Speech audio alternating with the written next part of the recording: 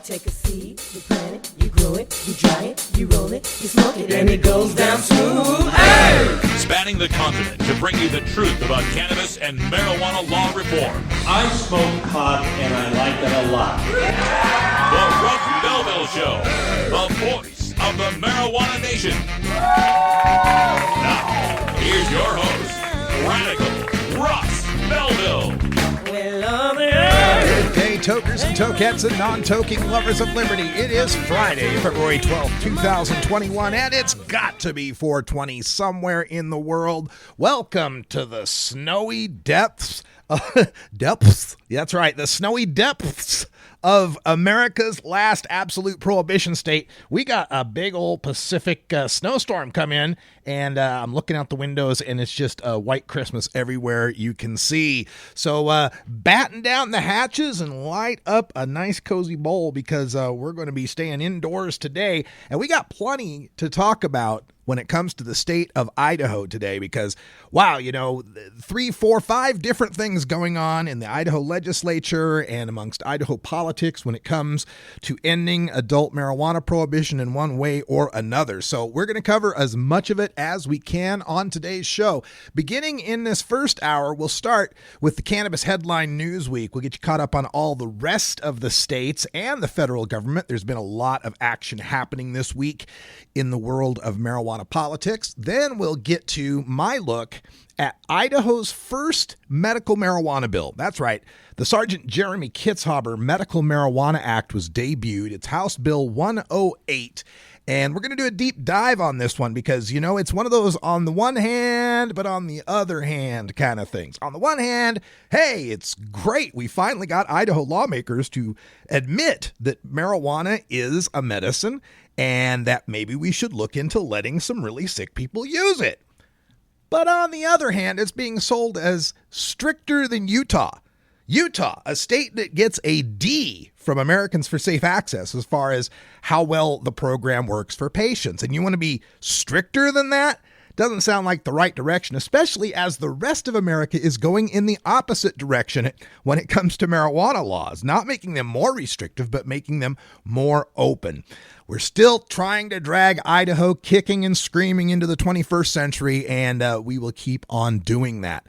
Coming up in hour 2 in Toker Talk Radio, after we talk about the Kitzhaber bill, I'll just give you a little look at what else is going on in the state of Idaho. We got a bill for industrial hemp. We've got one to try to put drug prohibition into the Constitution. We got some other crazy things going on there as well. They're going to move Epidiolex out of the definition of marijuana because, you know, if you can take something out of marijuana, well, then it's safe.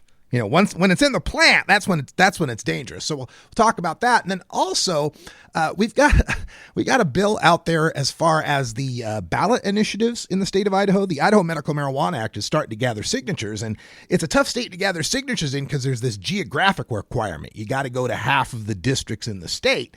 Well, they're going to try to put that and enshrine it in the Constitution so it'll be harder to change. So we'll take a look at that as well.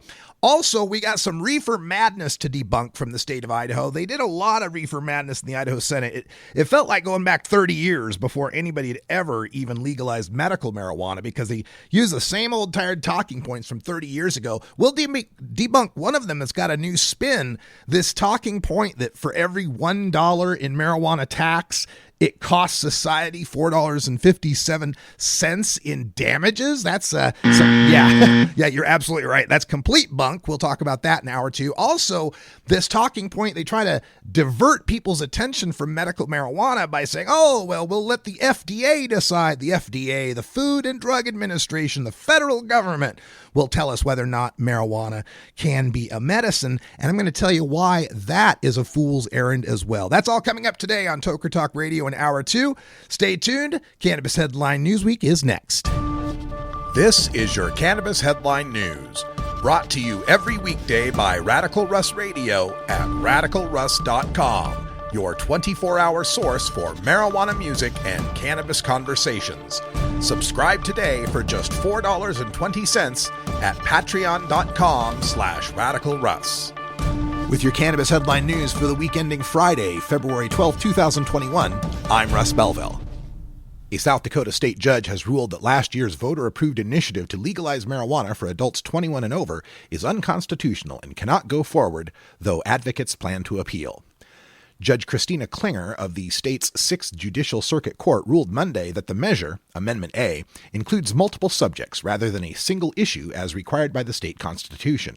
She also wrote that because the measure has, quote, far-reaching effects on the basic nature of South Dakota's governmental system, end quote, it should have been referred to the voters through the Constitutional Convention process instead of as a simple amendment.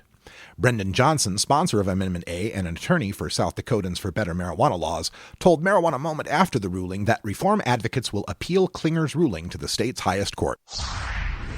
It looks like the nearly 70% of South Dakota voters who marked yes on initiated Measure 26 to legalize medical marijuana back in November will have to wait at least another year. That is because the legislature's Republican leaders have a 9-page amendment pending that would push all the 2021 dates back 12 months into 2022. Those top Republicans and Republican Governor Kristi Noem, who opposes marijuana, want time so a proposed 22-person panel can start analyzing what IM 26 does not adequately address. Their plan, offered Wednesday in the House State Affairs Committee on HB 1100, would take effect on June 30th. The panel's deadline for recommendations to the legislature would be January 15th. Lawmakers would then use the 2022 legislative session for patching holes. Meanwhile, South Dakota Governor Kristi Noem said Thursday she would likely veto any bills that allow recreational marijuana use this year, despite some GOP lawmakers weighing whether to move forward with legalization. A circuit court judge ruled Monday that a constitutional amendment passed by voters to legalize recreational marijuana would have violated the state's constitution. But marijuana legalization has stayed on lawmakers' agenda, with pro-marijuana groups planning to appeal the ruling to the Supreme Court. Some have argued the legislature should legalize it this year, regardless of the High Court's ruling, because it would reflect the will of the voters and allow them to craft the policy. But Noem remains an ardent opponent of marijuana legalization, saying at a news conference she would, quote, not be inclined, end quote, to sign a bill legalizing it for recreational use. Marijuana sales in Colorado reached $186 million in December, the State Department of Revenue said on Tuesday. For the year 2020, marijuana sales reached $2.1 billion, marking the first time sales topped $2 billion since the state began tracking this data in 2014. The totals include both sales of recreational and medical marijuana. Between 2019 and 2020, marijuana sales spiked by over $400 million. Colorado's total sales to date since January 2014 exceeds $9.9 billion. In return, state tax and fee revenue from marijuana sales hit $34 million in January. Since January 2014, Colorado has collected more than $1.6 billion in tax revenue. Colorado State Representative Yadira Caravio says her proposal to limit the potency of marijuana sold recreationally in Colorado was just in its beginning stages. But when draft legislation was recently leaked and prominent figures in the state's cannabis industry created an uproar, the measure started unraveling. Now Caravio, a North Glen Democrat and pediatrician, is backing off parts of the measure and loosening the restrictions in what is left. Caravio's original proposal, which she says was always supposed to be a negotiating floor, was to limit the potency of marijuana products sold in Colorado to 15% THC, the psychoactive compound in cannabis that gets people high. Caravio said she launched her effort because, quote, the products available now are not the products Colorado legalized, end quote. On Monday, the Idaho House Health and Welfare Committee agreed to introduce the Sergeant Jeremy Kitzhaber Medical Marijuana Act, written by the eponymous 22-year Air Force veteran who is battling terminal cancer. Meanwhile, elsewhere in the state capitol, the Secretary of State approved the Idaho Medical Marijuana Act initiative for 2022 to gather signatures. The two proposed laws could not be more different. The Kitzhaber bill is a police-friendly act that forever bans marijuana growing in Idaho, forcing patients to illegally smuggle in marijuana from neighboring states until the United States allows interstate sales. Minors could not qualify, and flower is limited to 22% THC, sold only in 1-gram opaque blister packs. The Idaho Medical Marijuana Act, on the other hand, is a patient-friendly act modeled after the successful program in Montana, allowing for limited home grow, in-state production, and no limits on medicine choice. And both acts still face the threat of Senator C. Scott Grove's proposed amendment to forever ban medical marijuana. The governor of Kansas wants voters to put pressure on their representatives to get medical marijuana legalization passed this year. The comments come one day after Governor Laura Kelly announced a plan last week to enact the reform and use cannabis tax revenue to fund Medicaid expansion in the state. But the policy change will not be simple in Kansas, one of the few remaining states without medical marijuana on the books and where Republicans control the legislature. While lawmakers introduced legalization bills in the last session, they stalled in committee without votes. Asked why she feels this year will be different, Kelly told KMBZ Radio that the political dynamics have shifted and legislators are not going to lose their jobs by voting to advance the reform, given bipartisan support for the issue. Wisconsin Governor Tony Evers on Sunday unveiled a plan to legalize marijuana as part of his forthcoming budget proposal, a policy change he said reflects the will of the voters and would bring the state hundreds of millions of dollars in tax revenue that can be used to fund schools and equity initiatives. Quote, legalizing and taxing marijuana in Wisconsin, just like we do already with alcohol, ensures a controlled market and safe product are available for both recreational and medicinal users, the governor said in a statement, continuing, quote, and can open the door for countless opportunities for us to reinvest in our communities and create a more equitable state, end quote. Wisconsin Governor Tony Evers, a Democrat, said on Sunday that he will be including a full legalization plan in his 2021 through 23 budget request next week. It is a step up from his 2019 proposal that called for legalizing medical marijuana and decriminalizing simple possession, which the GOP Assembly and Senate killed at the time. But while the governor has evolved on the issue, Senate President Chris Kapanga, a Republican, said on Wednesday that adult use legalization is a non-starter with the GOP-controlled legislature. Quote, the legalization of recreational marijuana is not in the best interest of Wisconsinites, Kapanga said in a press release on Wednesday. There are serious health and societal issues that need to be understood, and Governor Evers shouldn't sacrifice the safety of the people of Wisconsin, particularly our children, in pursuit of the mighty dollar, end quote. Republican members of Congress have a marijuana dilemma, a Democratic Senate chairman said on Tuesday. As the push to legalize at the federal level continues, his GOP colleagues are having to square their personal opposition to cannabis with the reality that their constituents are voting for reform. Senate Finance Committee Chairman Ron Wyden, Democrat of Oregon, reiterated to Yahoo Finance Live that ending cannabis prohibition is a priority for the Democratic-controlled Congress, as is promoting social equity in the industry. But asked what he has been hearing from Republicans across the aisle, the senator said they are trying to square individual ideologies with shifting public opinion. My Republican colleagues are trying to reconcile some of the views that they've long had, which, we don't think we can support these efforts with the fact that their voters are way out in front of them. Their voters are saying, look, we're voting for this, come around, it's time to change. A GOP congressman recently acknowledged that the state-level marijuana legalization movement is curbing illicit trafficking of cannabis from other countries as more people have access to legal, regulated markets. Representative Glenn Grothman, a Republican of Wisconsin, made the remarks on the House floor last week as he was defending funding for a wall along the southern border. He said the country will be, quote, losing money if work to expand the wall is suspended, which he said would result in, quote, more drugs coming across the southern border, end quote. But not necessarily cannabis, he caveated. We are going to wind up losing money as we pay money to care for people crossing the wall, losing money to our society as we have more drugs coming across the southern border, and not surprising, as marijuana becomes more legal in the United States, more of the drugs that cross the southern border are fentanyl, are meth, are heroin, resulting in more deaths all around the country. Another reason why we should be taking our southern border seriously. More North Carolinians think that legalizing marijuana for medical and recreational uses would be a good move for the state, according to a new poll from Elon University. Quote, opposition to recreational marijuana legalization fell substantially over the last 3 years, said Jason Husser, director of the Elon poll and associate professor of political science. I suspect this is due in large part to the wave of states that have passed legalization measures. Medical marijuana legalization remains broadly supported in every demographic group we examined, end quote. In 2017, Elon asked North Carolinians if they support or oppose legalizing marijuana for recreational use. At the time, more people said they were against legalization than said they supported it, with 45% in favor and 50.5% opposed. Now that balance is shifting. In 2021, the Elon poll found that more people support legalizing marijuana for recreational use, with 54% in favor and 43% opposed. The 2017 and 2021 poll results for legalizing medical marijuana both showed over 70% support for medical marijuana.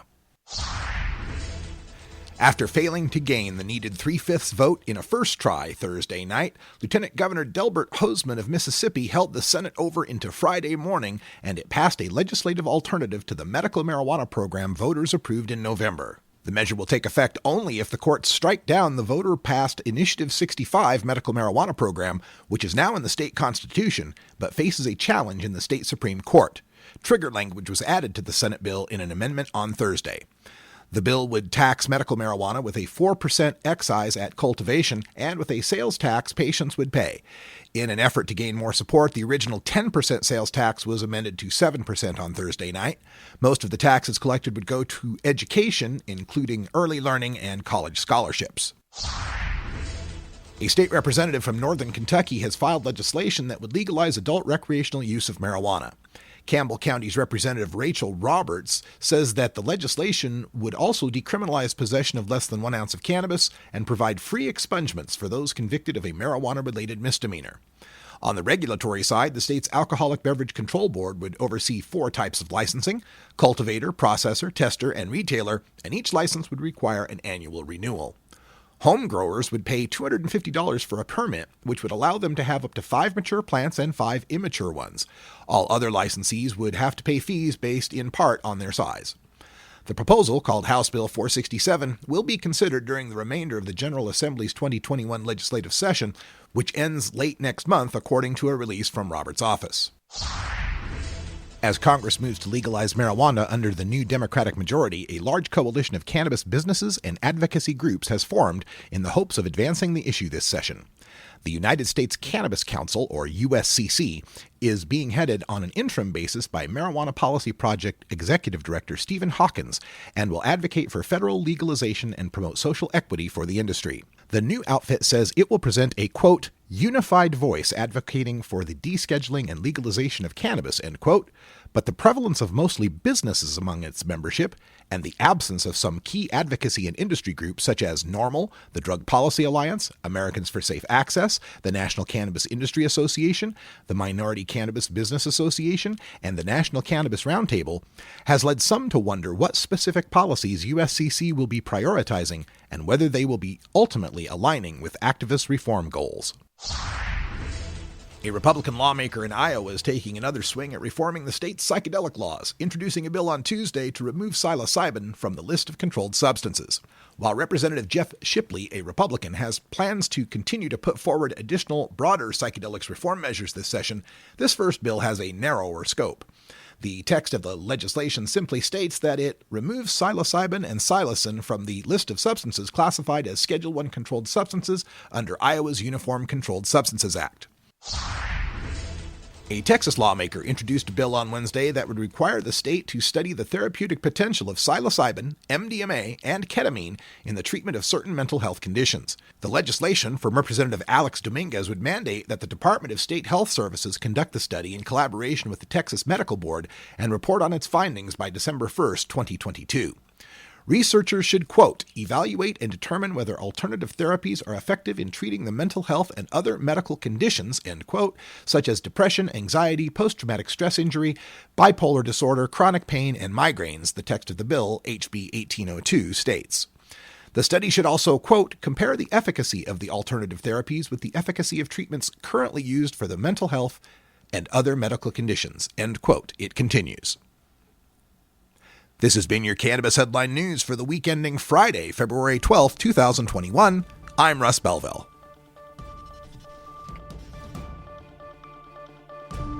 Cannabis Headline News is heard at the top of every hour on Radical Russ Radio, and Friday's news is contained within the free Russ Belville Show live podcast. For daily downloads of Cannabis Headline News podcast to your device every morning, subscribe by becoming a patron of Radical Russ Radio.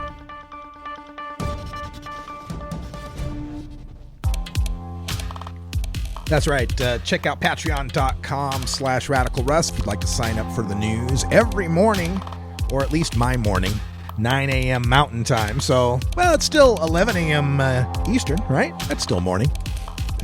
Coming up after the break, we've got a deep dive into the Sergeant Jeremy Kitzhaber Medical Marijuana Act, the first medical marijuana bill ever sponsored in the state of Idaho. Plus, in Hour 2, we got a lot of debunking to do about this constitutional amendment to ban all drugs. That's coming up in Hour 2.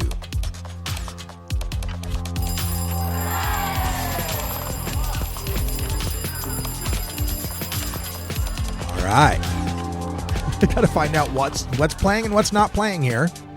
So many buttons. That's how you know we're doing it live. Like I said, stay tuned. Hour 2 is coming up as well for you listening live. For you listening in podcast, remember you can subscribe for $4.20 a month. Get 4 shows plus all that news.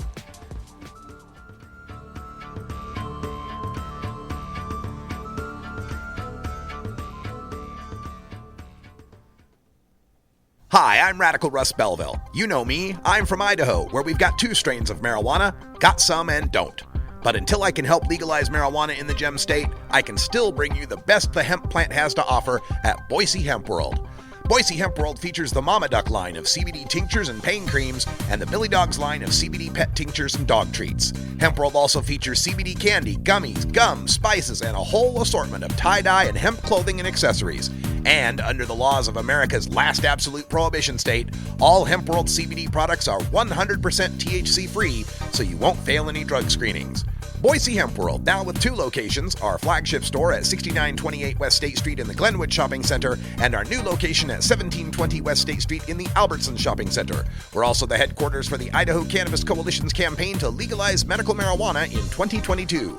Find us online at boisehempworld.com or call us toll-free at 844-IDA-HEMP and tell them Radical Russ sent you. Now, as a service to listeners considering the use of pharmaceutical medications that, unlike marijuana, are approved for medical use by the Federal Food and Drug Administration, the Russ Belville Show presents the Big Pharma Ad of the Day. Jardiance can reduce the risk of cardiovascular death for adults who also have known heart disease, so it could help save your life from a heart attack or stroke. And it lowers A1C. Jardiance can cause serious side effects, including a rare but life-threatening bacterial infection in the skin of the perineum. Whoa. Wait a minute. Say that again? A rare but life-threatening bacterial infection. Life-threatening infection? In the skin of the perineum. That spot between my genitals and my anus? A rare but life-threatening bacterial infection in the skin of the perineum could occur. Stop taking Jardiance. Medical marijuana. marijuana. Right if you have symptoms Not of this recommended by the infection, FDA, ketoacidosis, or but it allergic won't reaction cause to fatal taint rot. Marijuana is not addictive, but listening to the Russ Belville Show is. Radical Russ here, reminding you that marijuana legalization doesn't just happen. Smart, dedicated activists have put their freedom and future on the line to make it happen. Like the activists at the Hemp Industries Association. Since well before the 2018 Farm Bill re-legalized hemp in America, the HIA has been fighting for the farmers and producers of hemp goods to be able to compete in the global hemp market. Learn more about their mission and get involved at thehia.org. And keep it here on Radical Russ Radio for conversations with leaders from this organization, the best marijuana music, and the latest news about cannabis.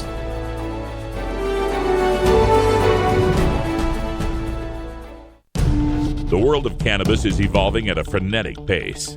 The Russ Belville Show gets behind the headlines to take a deeper look at breaking news in our Cannabis Focus. Well, today the Cannabis Focus takes me back home, right to the state of Idaho, where in the Idaho House Health and Welfare Committee, the Sergeant Jeremy Kitzhaber Medical Marijuana Act was debuted. It's House Bill 108, being sponsored by a Democrat from Boise named Representative Ilana Rubel and a Republican from Lewiston named Representative Mike Kingsley. And like I said, this is the first time any bill has been sponsored, to my knowledge, in the state of Idaho. Now, they did have a CBD bill that was really, it was just CBD decrim in 2015. That got sponsored, it actually passed, only to be vetoed by the governor at the time, Butch Otter. Yes, the governor was named Butch Otter. And this bill has got sponsorship, and it's getting favorable reviews in the media and within some of the lawmakers' minds there in the state of Idaho. So on the one hand, I got to say, it's very refreshing to see these Idaho lawmakers finally recognizing that there's a medical value in cannabis and trying to do something to protect the sick and disabled Idahoans like Sergeant Kitzhaber. He's a 22-year Air Force veteran. He's suffering terminal cancer.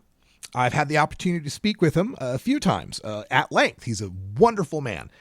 And he's done an incredible job breaking through to these lawmakers who just 8 years ago, just in 2013, voted. They got it through the House, got it through the Senate. They passed a resolution to oppose efforts to legalize marijuana for any purpose in the state of Idaho. So we've managed to move, some baby steps here. Yes. Oh boy, we got from nobody should ever have marijuana ever for anything to, well, all right, maybe the veteran who's dying of cancer, maybe. So that's great. Fantastic. Let's be sincere about that. It is fantastic. It's a sea change in the state of Idaho in its legislature. However, this is the other hand. On the other hand part, it's pretty disheartening to see this bill being sold as stricter than Utah. Stricter than Utah. Now, Utah, if you understand, is rated by Americans for Safe Access as a D. They give them a grade D for their medical cannabis program. And pretty much D is as low as it gets for a state with medical marijuana. They had a D minus the year before. So you can get a slight bit lower. Fs are for the states that don't have medical marijuana at all, right? So yeah, it's slightly better than nothing, but when there's so many states out there, 36 states that have medical marijuana programs, why do you want to be stricter than the strict? Why is that the choice to be made? Well, because of the overarching presence of law enforcement and their lobby and their power in the state of Idaho and the drug rehab industry and the, oh my God, what about the children people, right? Those people you got to worry about as well.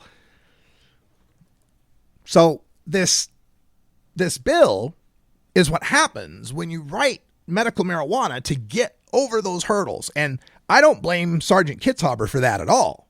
But you want to get it heard, you want to get it in front of the legislature, it's got to be something they'll bite on, right? So this is the bait, I guess, right? So it's written in such a way to appease cops, and then patients are kind of the afterthought in this bill.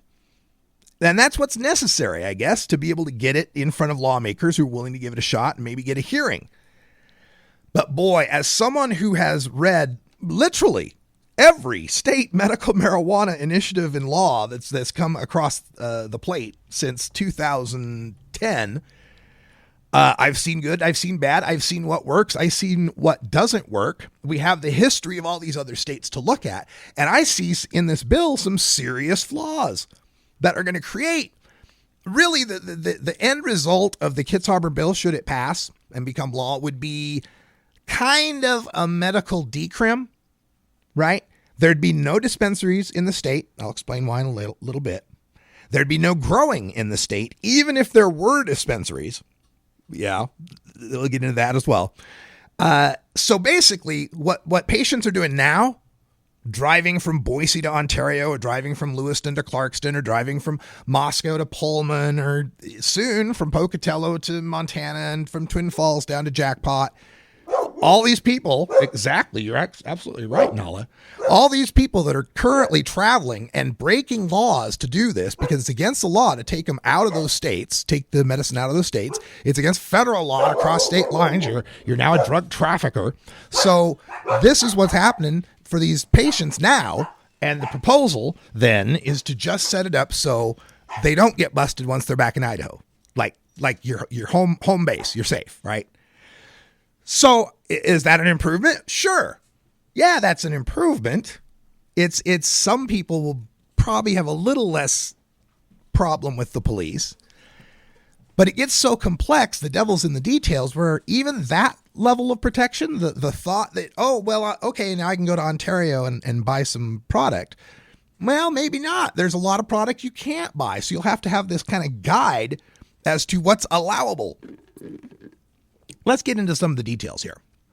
So First of all, one of the big flaws in this bill is that it covers no patient under the age of 21.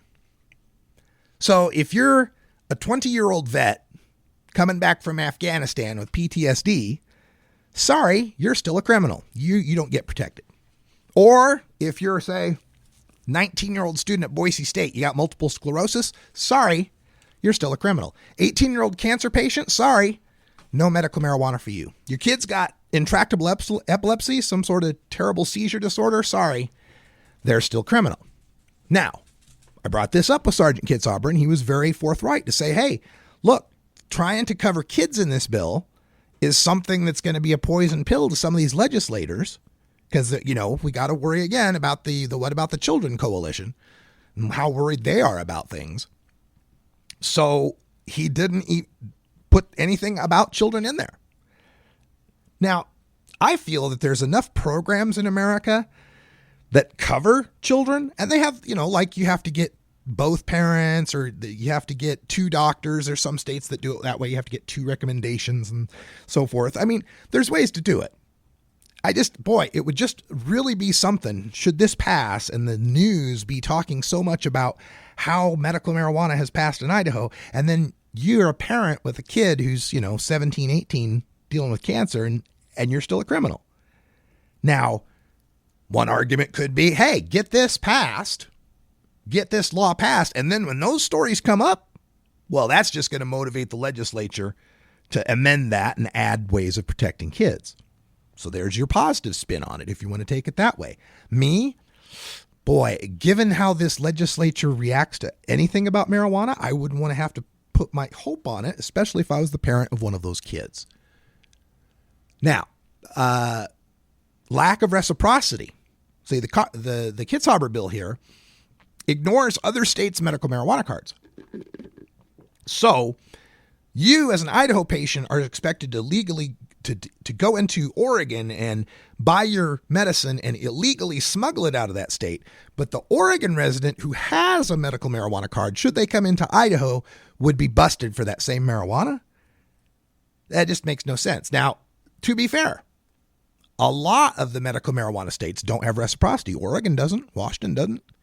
Right? So it's not a common thing to have reciprocity, but it should be. God, it just seems like common sense. There are so many people that live in these situations where, like, they live in Fruitland and work in Ontario, or they live in Clarkston and they work in Lewiston, and they're traveling back and forth across this border. And you're just going to have to make them worry about whether did I leave any medicine in the car every time they get in their car? Or did I leave something in my purse? Right? Let's just accept other states' medical marijuana cards. Now, there are some who argue, well, Russ, anybody can get a medical marijuana card in California. Or they seem to think the same thing about Washington or Oregon, when that's not exactly true either. Again, I guess it's which way do you err? I tend to err on the side of helping sick people. They tend to err on the side of bust all the stoners. It's just the way you look at it. Potato, potato, I guess. But the big flaw for this bill for me, though, is this mandate of interstate drug smuggling. So first of all, no home grow. Forget that. No way is that coming in the bill. So nobody's going to grow marijuana in Idaho for home cultivation. But furthermore, nobody's going to grow in Idaho at all. We'll get to that in a second. But no home grow, so you're forced to have to go to the dispensary. Well, in the case of Idaho, they're called cannabis pharmacies. And I'll tell you why that's a problem coming up in a little bit. But if there's no cannabis pharmacies, this bill says, starting on January 1st, 2022, you got yourself a medical marijuana card. If there are no cannabis pharmacies in the state of Idaho, and there won't be, if there are no cannabis pharmacies, you won't be prosecuted if you have less than a 60-day supply of your medical cannabis. Well, gee, where did this medical cannabis come from? Immaculate conception? Appeared out of thin air? The weed fairy left it under the pillow? No. The implicit argument in that, making it legal for you to possess a 60-day supply of what they recognize as medicine, something you can't do without, implicitly forces you to go out of state and smuggle it in. And in doing so, break the state law of that state, Oregon, Washington, Nevada, Montana, all against the law to take their marijuana purchases, recreational or medical, out of the state, and against the law of the United States of America. It's interstate drug smuggling is what you're doing. Now, again, the counter argument is, well, they're doing it now anyway. At least they won't get busted when they get back to Idaho. But some people aren't doing it now anyway. Sergeant Kitzhaber himself, in many of the media reports, has said, well, Representative Rubel had said this in her op-ed, I believe. Jeremy didn't want to be a lawbreaker. But this bill requires everybody, including Jeremy, to be a lawbreaker until these medical cannabis pharmacies open up in Idaho, which they won't. And I'll explain to you that forthwith. So if this cannabis pharmacy doesn't exist by January 1st, 2022, then you're allowed to have your 60-day supply of medical cannabis. Cops can't bust you for it. So what is it that's going to force these medical cannabis pharmacies to exist? Because throughout that bill, there is nothing in the bill that mandates a start date for the pharmacies. It says the board will approve suppliers of medical cannabis pharmacies. The board will establish rules for setting them up. So they have to do it. But when? And one thing I've learned from watching medical marijuana evolve throughout these past dozen years or so, especially in legislatures that are hostile to it, is if there's not a deadline there, oh boy, they'll get around to it. Oh gosh, we have so many things to do. Gosh, it's so complicated. We need to set up a blue ribbon commission to study it. And the next thing you know, it's 2, 3, 4 years later.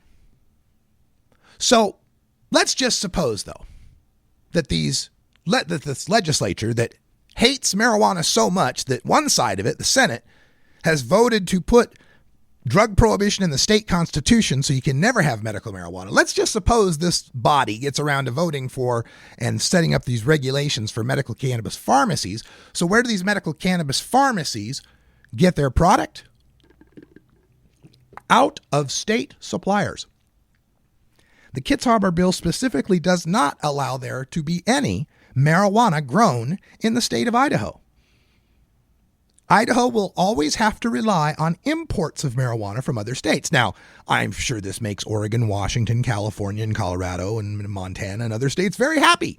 I bet their growers love this idea. Now, the problem is that your state also has to have a law to be able to allow that export, and the federal government has to allow that to happen. So until all that happens, if these dispensaries ever get created by the legislature that hates pot and doesn't have a deadline, if these dispensaries get built, then they have to wait for the feds to end cannabis prohibition, the feds to craft regulations that allow the interstate transfer of cannabis, the states that Idaho wishes to buy from to craft regulations and sign agreements with Idaho, the marijuana-hating Idaho legislature to get around to licensing these dispensaries, but don't have to, and the legislature gets around to licensing the suppliers, but isn't forced to, and the pot-hating governor signs all these laws. So, at best, patients shopping in Idaho dispensaries will be buying products at highly inflated prices. A $20 eighth in Oregon sells for $60 an eighth in a Utah dispensary. Due to the expense of all the imports and the over-packaging and the over-regulations, that's the best case scenario. Worst case scenario, dispensaries never open in Idaho, and patients are forever traveling out of state, long old road trips, acting as interstate drug smugglers to get their medicine. Now, to be fair, I always like to be fair, the state of Oregon has actually passed a law already in 2019 to allow for the interstate transfer of its marijuana to other neighboring states that want it. And it's a trigger law. It's triggered so that when the feds end up allowing that to happen, boom, it goes into effect into Oregon.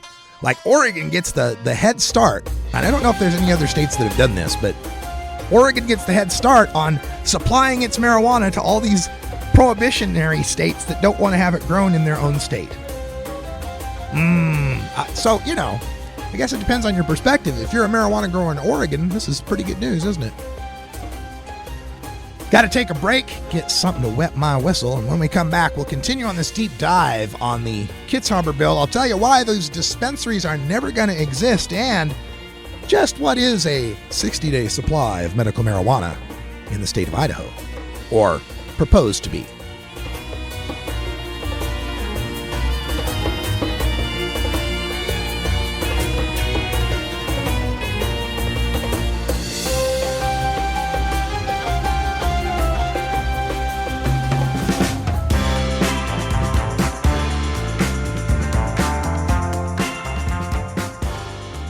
Hi, I'm Radical Russ Belville, the sole producer of this 24-hour marijuana music and cannabis conversation stream I call Radical Russ Radio. As part of my mission to educate and entertain people about the need to end adult marijuana prohibition, I produce the Russ Belville Show podcast every week, available absolutely free wherever you get your podcasts. For those of you who'd like to help support my mission financially, you can become a Radical Russ Radio VIP at patreon.com/radicalruss or by clicking the link for Toker Talk Radio in the main menu. For just $4.20 a month, VIPs will receive the exclusive download of Hour 2 of my podcast, Toker Talk Radio, every week, as well as the 5-minute cannabis headline news every weekday. Upgrade to the $14.20 a month tier, and you'll get those podcasts and a set of custom patriotic pro-marijuana stickers from me every quarter. And if you can afford to support Radical Russ Radio at $44.20 a month, you get my podcast, and each quarter you receive a poster, then a mug, then a t-shirt, and finally a hoodie that proclaim your support for ending adult marijuana prohibition. I literally cannot do this without you. Your support enables me to continue my life's work, and I thank you for it. Visit patreon.com/radicalruss and become a Radical Russ Radio VIP today.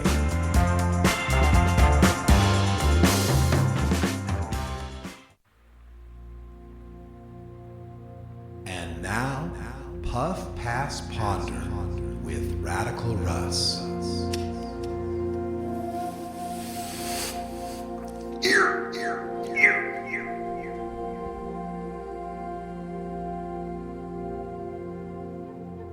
How come the guy who never has any weed is the guy who always has your lighter?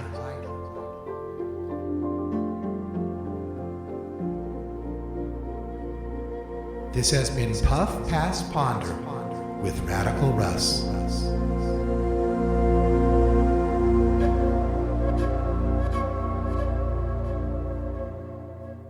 You're listening to Radical Russ Radio, where it's 420, 24/7, 365. Almost busted in Laredo, but for reasons that I'd rather not disclose. I smoke pot, and I like it a lot.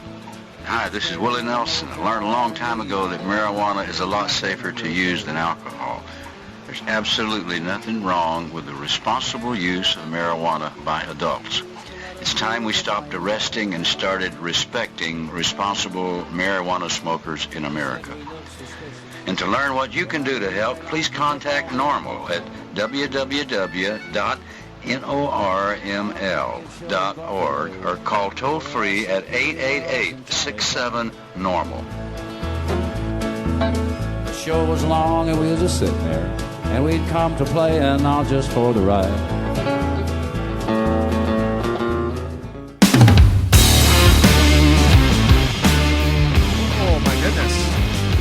That was a little loud, wasn't it? Sorry about that.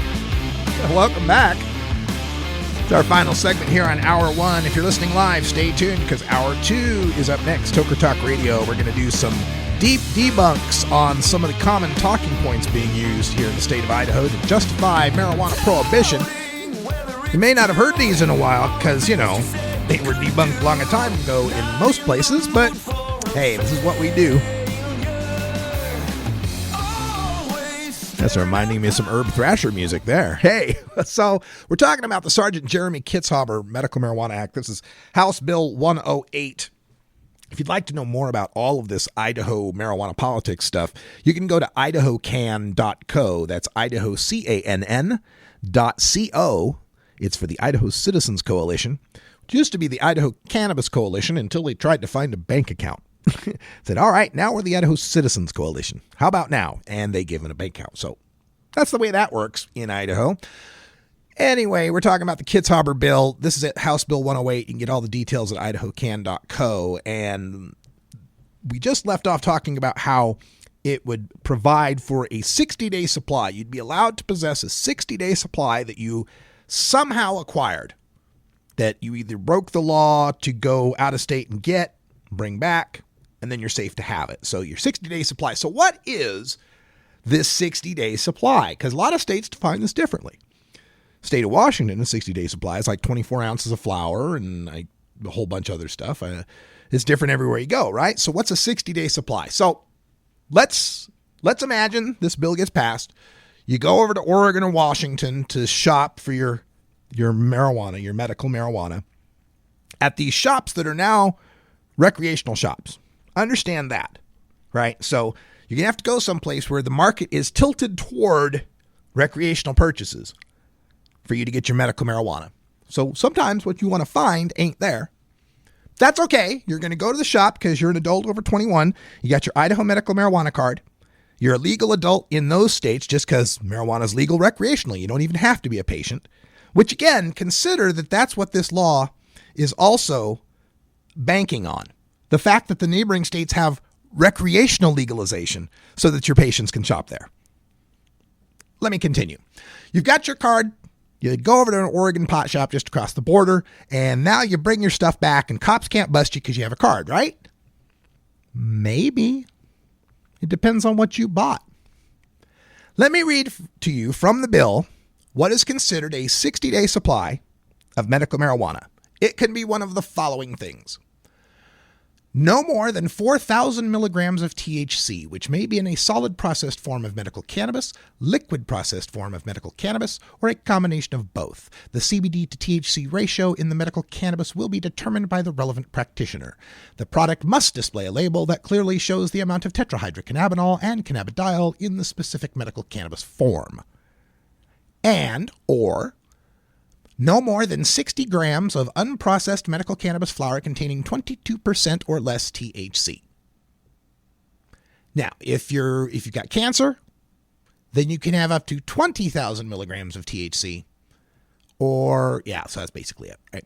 So let me translate this, right? Because a lot of people that I've been reading on blogs and stuff have mischaracterized this as saying he's only going to let you have 4 grams because 4,000 milligrams is 4 grams. You only have 4 grams of bud? No, it's not 4 grams of bud. It's not 4 grams of edible. It's not 4 grams of liquid. It's 4 grams of THC in that edible or liquid or whatever, right?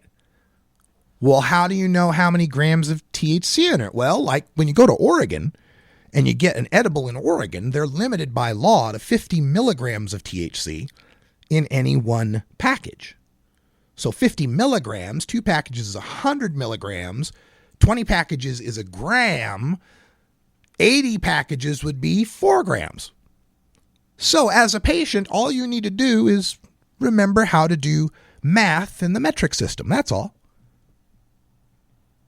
Right? It's not like other states where they say, oh, you can have this many grams of stuff. Like I think in Oregon, it's like 72 ounces of liquid and 16 ounces of solid or something like that, where you're actually weighing the thing. It's right there on the No, this one, you're going to have to calculate these milligrams and such. Okay, so let's say you want to get a tincture. You're going to get a cannabis tincture, and it says that it's a 23% THC cannabis tincture, and it's a 1 ounce bottle. Okay, so let's see.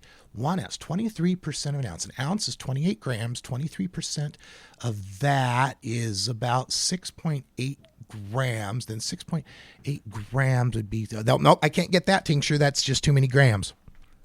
Really, this bill is going to require patients to have to do that kind of math in an Ontario shop whenever they're trying to buy whatever it is they're trying to buy. And then consider the flower part. Less than 22% THC. Because these people are patients, so they should have weaker product. Why? It hurts my brain to even consider why anyone thinks there should be a THC limit on cannabis, much less for patients. So first of all, you better watch carefully as you're buying flower in Oregon. Make sure that you're getting the lower shelf stuff. Make sure it's less than 22% THC. And you know what's going to happen? People are going to go, okay, let me find the 21.95% THC bud and buy that. Well, you better hope that the readings in the Oregon and Washington lab agree with the readings of the Idaho State Police lab as to whether... And plus, when the cop pulls you over and you've got this bud, now there's some question as to whether that bud is a legal bud or not. Now we've got a cop who might get antsy and say, gosh, that sure smells skunky. I'll bet it's over 22%. We're going to have to take that into the lab, and we're going to have to take you in too. You can see that kind of action going down, right? Oh, and keep in mind, they say 60-day supply. So the 60-day supply said 60 grams or less of less than 22% THC bud, right? So problem is, when you go to Oregon or Washington, you can only buy 28 grams. That's the law. That's the limit. So you're going to have to go 3 trips to be able to get your 60-day supply. Unless, of course, you want to go to one shop and get 28 grams and another shop and get 28 grams and another shop and get 4 grams, which is called, smurfing or shop hopping and is illegal. But hell, you're breaking the law anyway, taking it back over the border. So what's another law to break? And this is the frustrating thing. Well, I'll get to that. I'll get to that in an hour or two. I don't want to give that away yet. Let's talk about what the penalties are. In the state of Oregon, if you're caught with over an ounce of marijuana, that is a ticket. It can be a fine as high as $650. If you got over 56 grams, because remember, 60 grams is what you're allowed back in Idaho. If you got over 56 grams, that's a misdemeanor with a potential 6-month jail term and $2,500 fine. But at least you're getting it from Oregon. If you're up north and you're getting it in Washington, you're caught with over 28 grams in Washington, you're guilty of a misdemeanor with a mandatory 24-hour jail sentence. And that can be as long as 90 days and up to a maximum $1,000 fine. So you're definitely, if you're over there in Coeur d'Alene, you're up there in Post Falls and in Moscow and Lewiston, and you're crossing the border into Washington, make sure you're not getting more than an ounce at a time. Oh, and if you got over 40 grams, because remember, 60 grams is your limit. You got over 40 grams, you're guilty of a felony. That's right. Washington State, marijuana's legal there. Over 40 grams, that's a little over an ounce and a half. Felony. Mandatory fine of $1,000 up to $10,000 and a potential prison sentence of 5 years. So the Kitzhaber bill is implicitly directing patients to potentially commit misdemeanors in Oregon and felonies in Washington. I'm sure cops like that. I'm sure cops love all of this restriction.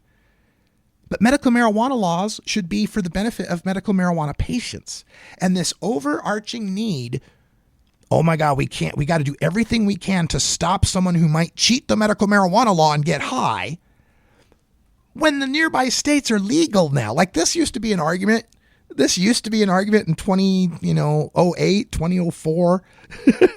But now that the nearby states are actually legal states, this idea that someone's going to jump through the hoops of getting their Idaho medical card and having to deal with all these restrictions to just be a stoner, no. So let's get back to that 60-day supply, right? You can have this 60-day supply of medical cannabis so long as the solids or liquids have less than 4 grams of THC total and your flower is less than 22% THC, less than 60 grams. There's another part of the definitions here that criminalize any medicine that's not in a medicinal dosage form. This is the part of the bill that tries to appease cops by turning marijuana into something that can't be for stoners. Let me explain. If the dispensaries don't exist, you're not prosecuted for a 60-day supply of medical cannabis. Medical cannabis is defined as cannabis or cannabis products in medicinal dosage form. Anything that's not a medicinal dosage form is not medical cannabis. And that means it's marijuana you can be arrested for. So, a medicinal dosage form is one of the following. Liquid processed form of medical cannabis means a concentrated oil not to exceed 100 milliliters per container. It's about 3 ounces. A liquid suspension not to exceed 100 milliliters per container. A topical preparation not to exceed 100 milliliters per container. A sublingual preparation not to exceed 100 milliliters per container. So, translate. Your liquids that can have up to 4 grams of THC, 4,000 milligrams of THC, can be in up to a 100 milliliter bottle. 4,000 grams, 100 milliliter bottle, if my math is correct, means it could be up to a 40% THC form. One little caveat, and I'm not so sure I'm right on this, but the definition also has this thing that says that the cannabis shall be in the oil should be in something that's in a CBD to THC ratio approved by the provider, by the practitioner. There has to be an approved. See, that says to me that the doctor has to say what levels of CBD to THC ratio is allowed in your medicine. So maybe you can't buy the 40% tincture, right? And again, cops are going to have to look this up when they stop you coming across the border on I-84 in the middle of the night with the flashlight shining on you and you got the little bottle of tincture. Now we got to do math. Well, let's see. Is it 4 grams? Is it not? Okay. So you don't know. And let's say the doctor does approve a certain CBD to THC ratio, or let's say they forget, but doesn't a ratio imply that you can't there has to be some CBD?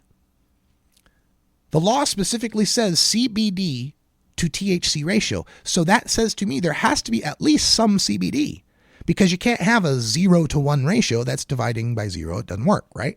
0 to 1 ratio doesn't work. So, or maybe I'm wrong. Just a quibble. The solid preparations of medical cannabis that would be medicinal cannabis forms include a tablet up to 10 tablets per package, a capsule up to 10 capsules per package. Okay, so if you get 4 grams of THC, 4,000 milligrams divided by 10, that says we can have 400 milligrams per tablet. Okay. Tablet, capsule, or a gelatinous cube, gelatinous rectangular cuboid, or lozenge in a cube or rectangular cuboid shape, up to 10 per package. Translate, no gummy bears. You can have gummies, but they have to be square. Yeah. Okay. Yeah. What about the children lobby again? And I got no problem with that. Okay, sure. Make them square. Whatever. In fact, there's a product that's sold in Oregon dispensaries called Drops that are a box of 10 square cuboid gummies. These would be perfect. You could actually buy Drops under this bill. You could buy Drops. Butter, resin, or wax not to exceed 100 grams total weight per package or container. So 100 grams of wax, but that 100 grams of wax can only have 4,000 milligrams of THC. So it sounds to me, again, like your wax would be limited at 40% THC, I think. If it was in the full container, I guess if it was in a smaller container, it could be more potent. And again, we're going to expect cops to do this math on the side of the road in the dark. Okay. And then also a transdermal preparation not to exceed 100 milligrams per container. 100, am I reading that right? Yes, I am. They're saying a patch, like a THC or a CBD patch, that weighs less than 100 milligrams. Now, I know what was probably meant here was 100 milligrams of THC in the patch. Law ain't written that way. It says 100 milligrams per container. So forget about patches unless they're really small. And then finally, the unprocessed medical cannabis flower is a general term that means the trichome covered part of the female cannabis plant. It must be packaged in a blister pack or tamper evident package or container. Each individual blister or tamper evident package or container must contain a specific and consistent weight that does not exceed 1 gram per each individual blister pack and 5 grams per complete package, or does not exceed 2 grams per tamper evident package or container. And that varies by no more than 10% from the stated weight. So your gram buds in the blister packs, think those little foil things that you pop pills out, little 5-pack of those, each 1 gram bud that can't be any less than 0.9 grams and can't be any more than 1.1 grams in a blister pack that's opaque. You can't see the buds. You can't smell the buds. You can get them 5 grams at a time in 1 gram blister packs or 2 grams at a time in single containers. Think that's going to add to the cost any? Oh, and is there any place in Oregon or Washington selling marijuana this way? Nope. But I'll bet they'll be glad to jack up the price and do so for Idaho customers. That's all the time we got for hour 1. Stay tuned, hour 2. I'll do more of this. And until next time, take care of each other, tokers.